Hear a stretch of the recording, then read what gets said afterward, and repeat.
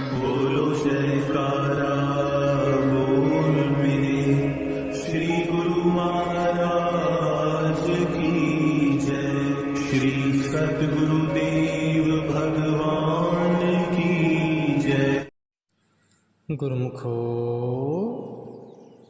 गुरुवाणी में वर्ण आया है, कर्णो हो तो सु ना कियो, परियो लोभ के फंद।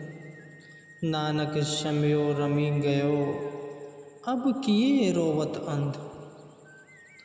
सत्पुरुष सचेत करते हुए फरमाते हैं कि तुम्हें संसार में आकर जो करना चाहिए था वह तुमने न किया, क्योंकि तुम लोभ के जाल में फंस गए हो। वह अनमोल समय तो व्यतीत हो गया। ए अंधे प्राणी, अब क्यों रो रहे हो? समय का घड़ियाल तो तीव्र गति से चल रहा है। पलक झपकते ही बचपन के बाद अब यौवन और वृद्धावस्था आ जाती है। कुछ पता ही नहीं चलता। जीव हर पल मृत्यु की ओर अग्रसर हो रहा है। ये शरीर, धन, यौवन तो धीरे धीरे चले जाते हैं। राम के नाम का भजन नहीं किया और विकार युक्त कार्यों को करते करते काले बालों वाली जवानी रूपी रात्रि, सफ़ेद वाली वृद्धावस्था रूपी प्रभात हो गई है। नित्य प्रति अनेक प्रकार के भोजन खाते खाते मुख के दांत घिस गए हैं। मेरी मेरी करके यह जीव ठगा गया है, फिर भी पाप करते हुए उसे दया नहीं आती। विकारों के इस भयानक दुख सागर में जीव की काया पल पल गलती करती जा रही है। सतपुरुष श्री गुरु नानक देव जी फरमाते हैं कि जो संतों की चरण शरण में आ जाते हैं, प्रभु उन्हें हाथ पकड़कर इस संसार से और इस भव सागर से बाहर ले जाते हैं। जो जीव संसार में आया है, चंद श्वासों की पूंजी ही संग लेकर आया है और यह 4 दिन का ही मेहमान है। जैसे चौपत्ती फूल के पत्ते पानी के अभाव में मुरझाकर नष्ट हो जाते हैं, ऐसे ही जीव की आयु भी पल पल करके नष्ट हो रही है। क्षण क्षण में यह दुर्लभ काया दुर्लभ होकर बुढ़ापे की ओर अग्रसर होती हुई अंततः माटी में ही लीन हो जाती है। सब यही का यही धरा रह जाता है। एक नाम के सिवा कोई भी जीव का संगी साथी नहीं बनता। अपने मन को सन्मुख रखकर साहिब फरमाते हैं कि तू सदैव सत्पुरुषों का सुमिरन कर। यह कुटुंब परिवार तेरे साथ नहीं आएगा।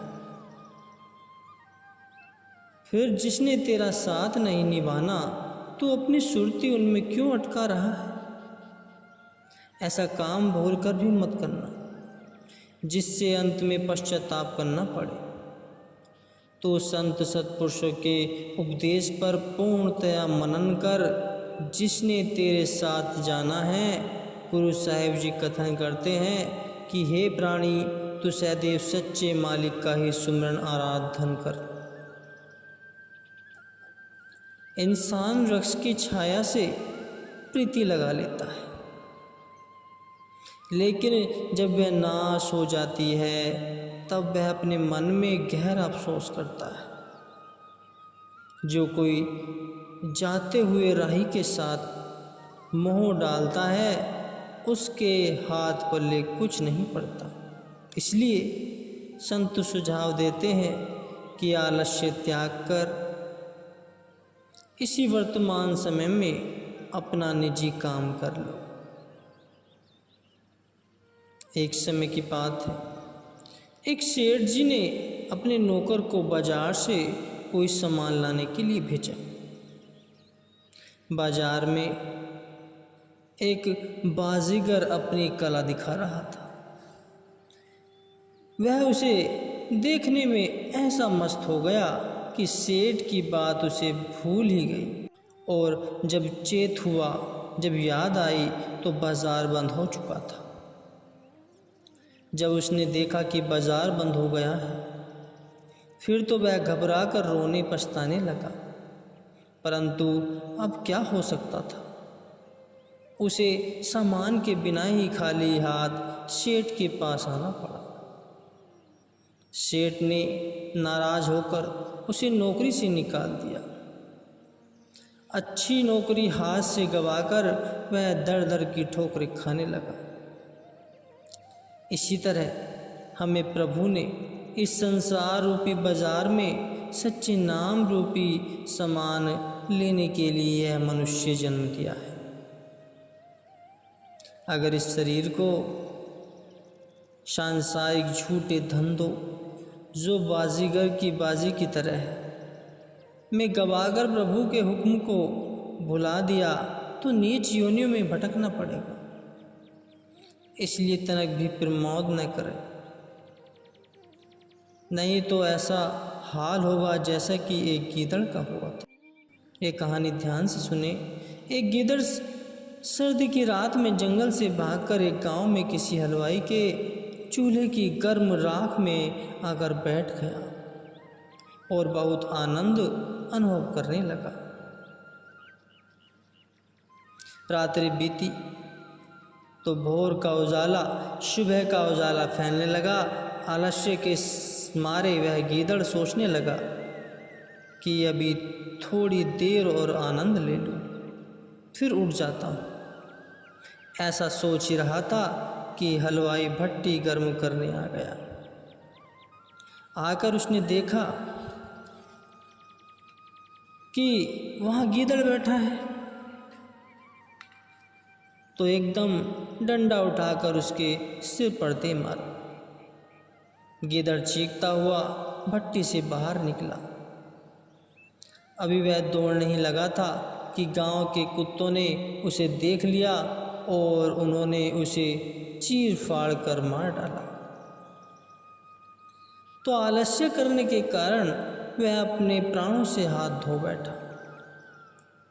ऐसे ही जो जीव इस संसार में थोड़े व मिथ्या क्षणिक सुखों को महा आनंद का स्रोत समझकर उनमें सुरती फंसाकर भजन करने में आलस्य करते हैं, उन्हें भी यम का डंडा सिर में लगता है और वे काल के हवाले हो जाते हैं। सभी संतों महापुरुषों ने अपनी वाणियों में फरमाया है, सुंदर यह ओ सर भलो भजीले सिरजनहार, जैसे ताते लोहों को लेत मिलाई लुहार। काल करे सो आज करूं, आज करे सो अब, पल में परलय होएगी बहुरी करोगेगा। भगवान श्री रामचंद्र जी के बाणों की बौछार से आहत महाबली रावण का शरीर मृत्युशैया पर पड़ा था। भगवान राम ने अनुज लक्ष्मण जी से कहा, रावण वेदों का ज्ञाता व प्रकांड पंडित है, आप उसके पास जाकर कुछ ज्ञान प्राप्त करके आओ। लक्ष्मण जी ने रावण के पास गए और हाथ जोड़कर उनसे कुछ शिक्षा प्रद कहने के लिए प्रार्थना की। रावण ने कहा, आपने आने में देर कर दी, अब तो मैं कुछ ही पल का मेहमान हूँ, फिर भी मैं एक जरूरी सीख यह देता हूँ कि कभी भी आज का काम कल पर मत छोड़ना। समय बहुत बलवान है, मैं अपार शक्तियों का स्वामी होते हुए भी कुछ एक अच्छे कर्मों का सदा फल पर टालता गया। आज मेरे प्राण पखेरु हो रहे। सत्पुरुष भी यही कथन करते हैं कि आलस्य व गफलत को त्याग कर पुरुषार्थ करो। जीव भक्ति मार्ग में तभी उन्नति कर सकता है जब वह पुरुषार्थ करके संतों की वाणियों पर अमल करके नाम की कमाई करे। उद्मो करहु बड़ भागियो सिमरहु हरिहर राई। प्राय लोग उद्यम तो करते हैं, लेकिन दुनिया के व्यवहार के लिए, सत्संग के लिए उनके मन में सदैव आलस्य बना रहता है। गुरु साहिब जी कथन करते हैं कि पुरुषार्थ करो तो सत्संग का, नाम सुमिरन का, सेवा भक्ति का। अगर कोई कहे कि नाम सुमिरन और सत्संग का पुरुषार्थ करते रहने से पेट व परिवार का पालन पोषण कैसे होगा, तो उसके उत्तर में शाही फरमाते हैं, काहीं रे मन चितवही उद्मू जा, आहे रे हरि जीव परिया। हे मन, तो चिंता व उद्यम क्यों करता है, जबकि मालिक स्वयं तेरी फिक्र कर रहा है। जब यह शरीर बना तो तेरी प्रारंभ पहले ही बन गई थी। प्राय यह देखने में आता है कि कई लोग उद्यम तो बहुत करते हैं, परंतु पेट भरकर रोटी भी प्राप्त नहीं होती। विपरीत इसके कई लोग ऐसे भी होते हैं जिन्हें कुछ किए बिना ही सब सामग्रियां घर बैठे ही उपलब्ध हो जाती हैं। यह सब अपनी प्रारब्ध पर ही निर्भर करता है। कहा भी है, प्रारब्ध पहले बनी पाछे बना शरीर, तुलसी है आश्चर्य है मन नहीं बांधे धीर। परमात्मा ने जन्म देने से पूर्व भी तेरी प्रारब्ध निश्चित कर दी थी, फिर भी यह मन संतोष नहीं करता। यह देखकर आश्चर्य होता है। फरमाते हैं कि हे बंदे, तू चिंता मत कर, न ही तेरे चिंता करने से कुछ काम ज़्यादा होने वाला है, इसलिए तू उद्यम कर तो केवल नाम सुमिरन का, फिर तो प्रभु की कृपा से तेरी हर मुश्किल आसान हो जाएगी।